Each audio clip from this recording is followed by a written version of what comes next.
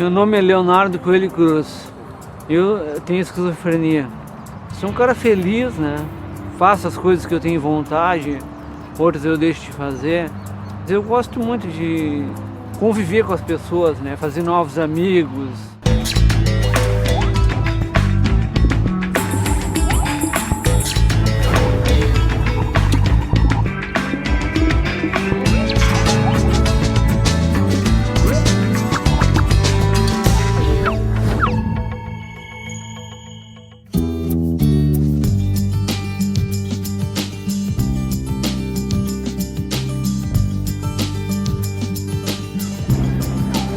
Perder o contato com a realidade, ter delírios e alucinações são os sintomas mais comuns da esquizofrenia. Um dos relatos mais frequentes da doença é que o paciente passa a ouvir vozes e pensa que está sendo perseguido. Cerca de 1% da população mundial é atingida pela esquizofrenia, que acomete igualmente todos os povos e classes sociais. Hoje em dia, com o tratamento adequado, é possível dar uma boa qualidade de vida aos pacientes. Entretanto, o medo e o preconceito decorrentes da desinformação atrapalham e muito a vida de pacientes e familiares.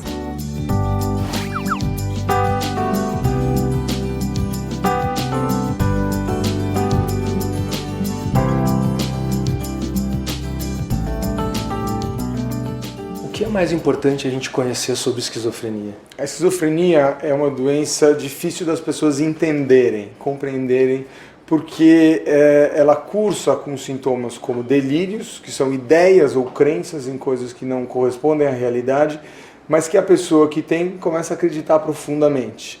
E é comum também que as pessoas tenham alucinações. O que são alucinações? Ouvir uma voz, às vezes a voz fala alguma coisa inconveniente, às vezes até dá uma ordem para a pessoa. Por que é difícil reconhecer? Porque a pessoa não vai te falar que ela está com a doença, ela simplesmente vai mudar o comportamento.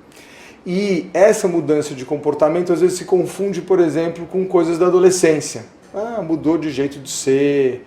Então, o que é fundamental é conseguir fazer o diagnóstico, perceber que tem alguma coisa errada.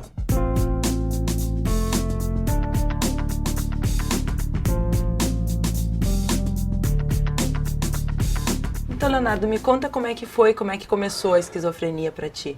Eu tive um surto enquanto eu trabalhava na Varig, né? Um surto violento. E eu ia para a cabeceira da pista, assim, perto do hangar, eu ia lá naquela época. Eu ia lá e chorava, e não sabia o que é que estava acontecendo comigo. Te dava uma tristeza, Me dava, sei lá, primeiro diziam que eu tinha depressão, né? Mas infelizmente... Não era só isso?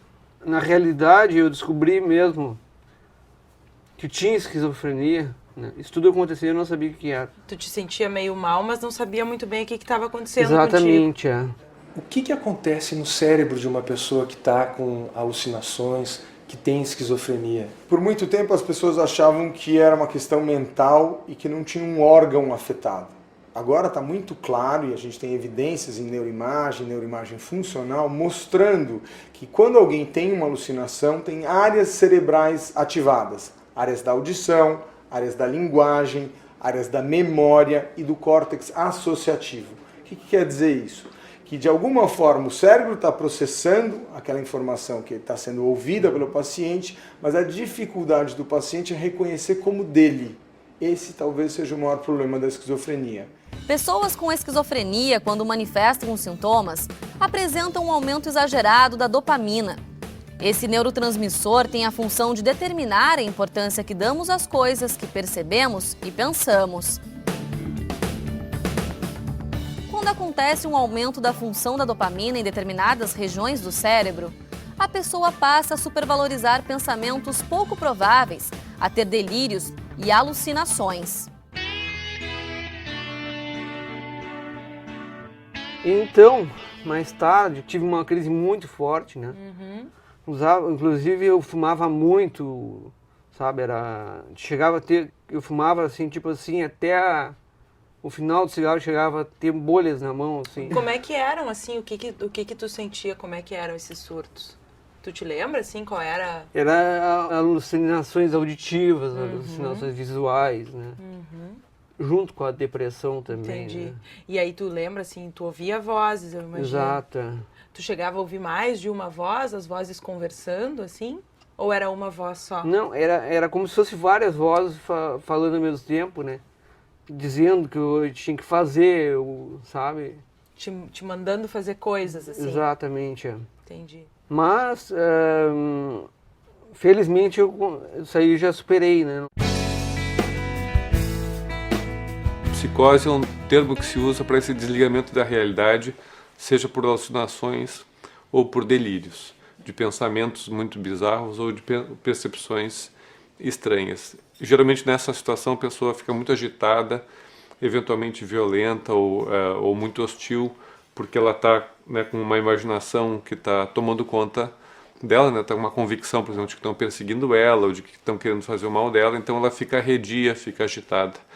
E esses são os períodos que a gente chama de surtos ou crises psicóticas, que, em geral, o melhor é encaminhar para uma internação psiquiátrica para evitar danos maiores para a pessoa e para as pessoas em torno, e para ter um acompanhamento melhor da medicação. A pessoa, eventualmente, até coloca palavras que não são adequadas para aquele contexto, ou não consegue fazer uma construção tão clara do que quer expressar.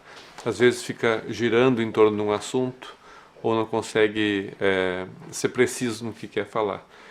Então, nos quadros mais graves, é um embaralhamento total de palavras, o que a gente chama de salada de palavras. Isso é nos quadros mais graves, mais deteriorados, que pode acontecer.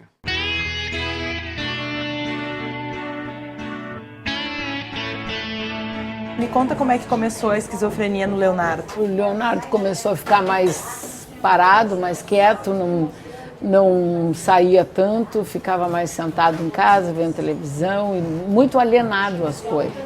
A gente começou a notar, mas achava que era normal na idade e como ele trabalhava e a gente sabia que no trabalho tinha uma competição e que era difícil enfrentar. Mesmo assim, durante esse período, ele já estava tratando com uma psicóloga, porque a gente notava já, quando ele estava estudando, que ele estava ficando com alguns probleminhas, então começou a tratar, mas não adiantou.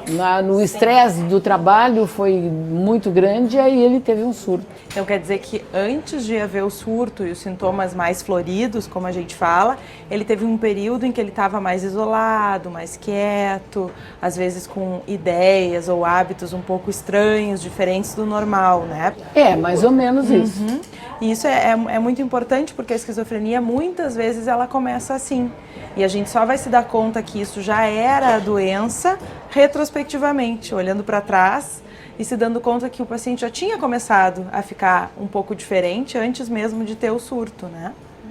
Então aí ele veio a ter o surto. Sim, ele estava no trabalho e lá ele começou a passar mal, ficou catatônico, talvez. Foi levado para o centro médico e aí foi preciso uma internação. E aí, então, aquele estresse todo de não saber o que está acontecendo, nem ele, nem nós, né? Toda aquela dificuldade, né? O diagnóstico é a partir da observação clínica e da entrevista com o paciente e com os familiares, para ver o que está acontecendo, e envolve também essa biografia, os anos que antecedem a presença do próprio surto psicótico, porque tem várias outras causas de surtos psicóticos, por exemplo, o uso de drogas ou uma psicose breve em função de algum estressor, que pode acontecer também, mas tem que ter essa presença de um quadro já mais crônico que vem vindo de alguns anos, com alguma alteração mais leve de comportamento, a pessoa fica esquisita, diferente do que era o seu normal, e começa a ter alguma conduta mais particular. Isso é o normal de acontecer com esses pacientes. E até que vem um momento em que realmente a coisa toma uma proporção muito maior e sai do controle tanto dele quanto do gerenciamento com a família. No começo do transtorno se tem um predomínio de delírios e alucinações e não muito a desorganização de pensamento ou retraimento afetivo. É um bom sinal, vamos dizer assim. Isso é mais bem tratado com os remédios e a pessoa pode ter uma volta de um funcionamento bastante próximo da normalidade. E tem os quadros que têm mais desorganização de pensamento e do comportamento. e retraimento afetivo, mais frios, mais distantes, em que daí é muito difícil voltar a um quadro pleno de saúde mental. Geralmente fica algum resíduo e quanto mais surtos tiver, mais vai tendendo a deixar marcas e prejuízos para essa pessoa. É claro que é uma doença crônica, ele está ótimo, ele sabe muito, tudo, todas as limitações, todas as coisas que acontecem com ele, sabe até onde ele pode ir, em tudo nós também sabemos, só que de vez em quando ele não está tão bem. Tem lá um dia que não está muito bem, como todas as pessoas, né? Um dia tu está bem, outro dia não está, mas é uma doença crônica, ela não tem cura, então Tem que se conviver, né? tem que se conviver. Em termos de pesquisas futuras, existe alguma novidade vindo por aí? O que a gente tem visto agora é que ela é uma doença progressiva. Quando ela começa, que a gente chama o primeiro episódio psicótico, na verdade já estavam acontecendo fenômenos dentro do cérebro e que atualmente a gente começa a identificar pessoas antes de que ela tenha o primeiro episódio psicótico. E várias estratégias no mundo inteiro estão sendo implementadas para evitar que comece a doença. Mas, no momento que ela começou, um tratamento efetivo determina uma evolução pior ou melhor. Então, o estigma de que a esquizofrenia tem uma evolução ruim está associado a um tratamento ruim e tardio. Ai, maravilhosa, minha família toda me aceita do jeito que eu sou. Foi especial sempre, né?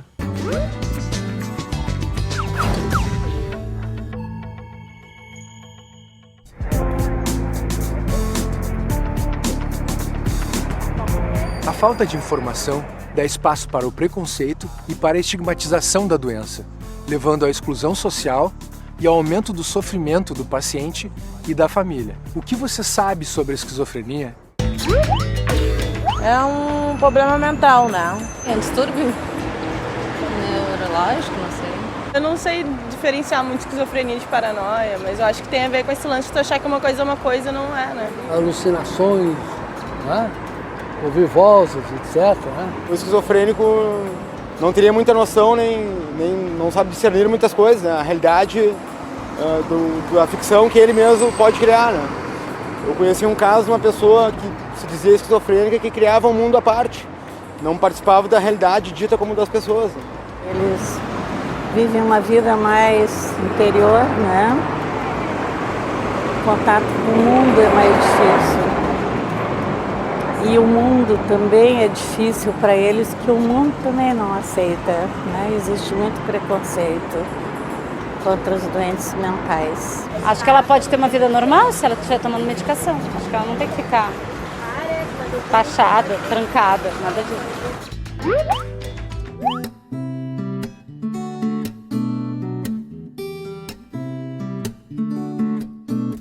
Hoje em dia é possível a pessoa com esquizofrenia ter uma vida normal? É possível.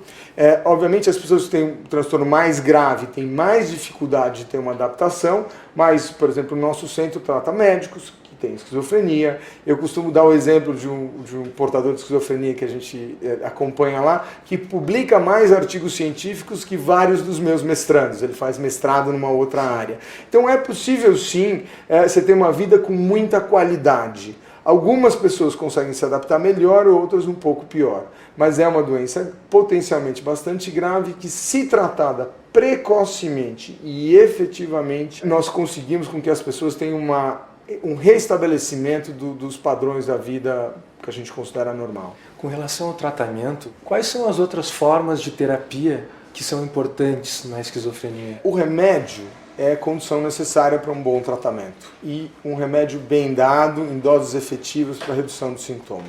Mas não é o suficiente. Nós precisamos usar várias outras abordagens que incluem o que a gente chama de reinserção social. Então nós temos diversas modalidades terapêuticas que incluem terapia ocupacional, em grupo ou individual, oficinas terapêuticas, psicoterapias, cada uma indicada para um tipo de paciente, para que aquela pessoa volte para a sua vida normal.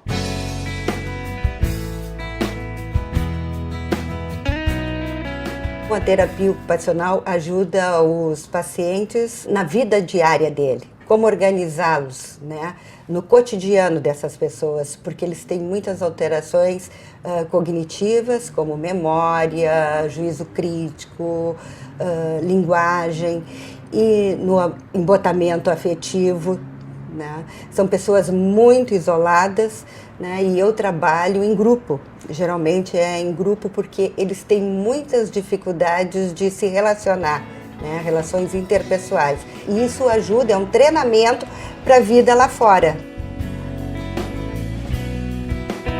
Então a associação é um espaço que eles podem vir, conviver com outras pessoas, ter essas atividades mais de aprendizado. O conhecimentos gerais, eles amam inglês, artes plásticas, desenho, capoeira, educação física. E de um modo geral, a senhora nota que os pacientes vão evoluindo aqui.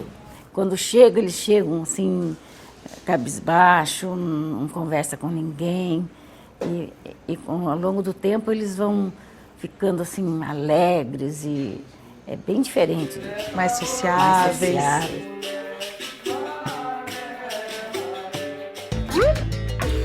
Pessoas com esquizofrenia são violentas e perigosas? Nos momentos de surtos, né, as crises psicóticas com delírios e alucinações, elas podem ser perigosas, mas com o tratamento adequado deixam de ser perigosas e não vão ser violentas. O consumo de drogas pode desencadear a esquizofrenia? Sim, cada vez mais tem se concebido que a maconha pode fazer se manifestar os sintomas psicóticos e gerar um quadro de esquizofrenia. A cocaína também pode ser uma dessas drogas que induz psicose em pacientes vulneráveis e isso pode começar um quadro psicótico que venha a ser esquizofrenia. A esquizofrenia pode se manifestar na infância? Raramente se manifesta na infância, geralmente começa na adolescência. Pessoas com esquizofrenia podem trabalhar? Podem trabalhar se tiverem com a sua medicação bem ajustada e se tiverem com poucos sintomas e uma certa resistência a situações com um pouco de pressão e responsabilidade. Mas podem vir a trabalhar em trabalhos geralmente mais simples ou com menos carga horária do que seria o normal.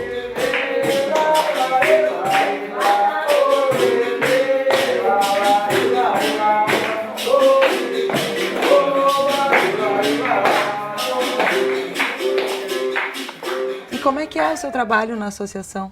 Ajuda a coordenar o ateliê da vida, que é onde eles fazem os trabalhos. Eles passam uma tarde de segunda a sexta fazendo atividade, porque todo mundo é voluntário lá. Então fazem as atividades dependendo do voluntário que está no momento disponível lá. Então, no momento a gente tem um professor de educação física que está indo às segundas-feiras, nós tínhamos o de capoeira, eles tinham aula de dança, nós temos uma artista plástica que faz trabalhos manuais, eu, quando não tem ninguém, eu estou lá e ensino a fazer o que eu sei, e temos uma professora de português que dá cultura geral, trabalha com eles com textos e conversam, trocam ideias. Nós temos um outro voluntário, o seu Renato, que ele é sociólogo, então ele dá aula de cultura geral. E eles adoram, eles gostam mais disso do que trabalhos manuais. Porque, como a maioria deles tem o ensino do médio ao superior, tem gente formada na faculdade, foi o que ficou carente na vida deles, foi essa parte. Porque se eles não tivessem adoecido, eles estavam trabalhando, vivendo e sabendo da atualidade. Então eles ficam perdidos no tempo e no espaço. Então lá eles têm essa oportunidade então, de é um voltar. Espaço assim, de convivência e de aprendizado também, de estímulo. De estímulo. Somos todos voluntários. Sim. Então, eu acho que é um espaço social, de convivência. Eu costumo dizer para eles que eles estão entre os iguais, se fortalecendo para viver com os diferentes que estão fora. É importante compreender que o paciente com esquizofrenia pode não conseguir fazer mais do que fazia antes de adoecer. Nesse sentido, é importante que os familiares não depositem expectativa excessiva e possam aceitar os novos limites da pessoa. Hoje se sabe que a redução da pressão familiar melhora o prognóstico e diminui o número de recaídas. A família, primeiro assim, entender de que o paciente não é culpado por estar com esses sintomas, né? Uma coisa que a doença, qualquer doença é alguma coisa que sai do nosso controle, né? E a doença mental não é diferente disso.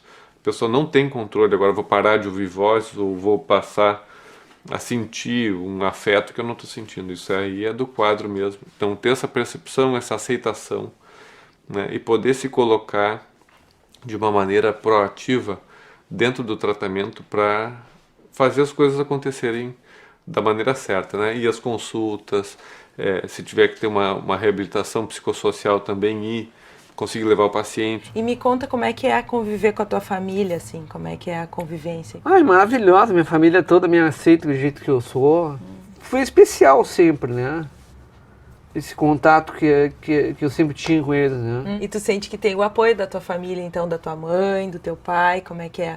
Eles te ajudam? Olha, eles me ajudam em tudo, né?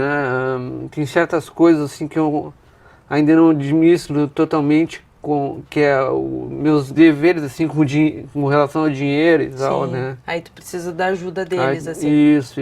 Mas não é uma questão de que eu não possa fazer, entendeu? Eles me tratam tão bem, sabe? Que eu sempre deixo para eles fazerem as coisas para mim, né? Facilita muito, né? As medidas mais óbvias de saúde em geral são fundamentais. Além de você se alimentar bem, dormir bem, ter boas relações, sociabilidade é uma coisa fundamental para o cérebro. Não usar drogas, não se expor. Estímulo é fundamental para o cérebro. O que é estímulo? Estudar, desafios intelectuais, leitura, curiosidade, busca de novos conhecimentos, isso tudo exercita o cérebro, mais atividade física. Me conta como é que tá a tua vida hoje em dia um pouco. A minha vida hoje em dia se resume, tipo assim, a GAFAP, né? De vez em quando eu dou uma caminhadinha no parque e tal. E o que tu gosta de fazer lá na GAFAP? Eu gosto muito da arte-terapia, né? Que é feita lá. Mas, tipo assim, uma coisa que eu gostaria de falar, que eu sempre falo, que eu acredito, assim, que nós, como esquizofrênicos, né? Temos que lutar contra o estigma da doença. Porque lutar contra uma coisa que a gente tem que assumir, porque passa por aquilo aí, né? É da vida, né? É da vida. Acontece contigo, vai acontecer com outras pessoas também, né? Exatamente. Eu me considero das pessoas que tiveram esse destino de ter o convívio com a esquizofrenia, eu me considero privilegiada, porque pude fazer o que eu fiz pelo meu filho, tirar ele do buraco. Eu, meu marido, minha família me ajudou, né? Mas não é qualquer. Também não podemos criticar nem condenar, porque tem gente que não tem condições de deixar de trabalhar para atender o filho. Então tem diversas situações, e é lógico que quem pode, consegue, que se dedica e que tem tempo e que pode fazer, vai ter um melhor resultado, isso é óbvio, né? Eu não deixei nunca o Leonardo em casa para não mostrar ele para os outros, sabe? Eu levei em todos os lugares possíveis, festas, em todos os momentos de reunião, de família, e seja o que for, o Leonardo sempre foi junto. É possível ter esquizofrenia e ser saudável? Sim, lógico que é. É possível ser bipolar e ser saudável, ter depressão e ser saudável. Quer dizer, alguém com esquizofrenia bem tratado fica saudável. O que caracterizaria então um esquizofrênico saudável? Alguém que faz o tratamento corretamente, que entende a sua doença. Entender a doença é fundamental, tanto para o indivíduo quanto para os familiares. Tá certo? Porque é um impacto grande alguém que se desorganiza. Então, o conhecimento da doença ajuda muito a pessoa a se tratar. Então, ser saudável é saber o que tem e se cuidar. E buscar uma vida que se aproxime com os seus próprios desejos. Eu gostaria de me casar. Então, se casar. Eu gostaria de fazer faculdade, eu gostaria de trabalhar em alguma coisa, eu gostaria de me autogerenciar. Isso está associado à saúde. Ser saudável, eu acho que é ser feliz, alcançar o potencial que tu tem que alcançar para ser feliz, né?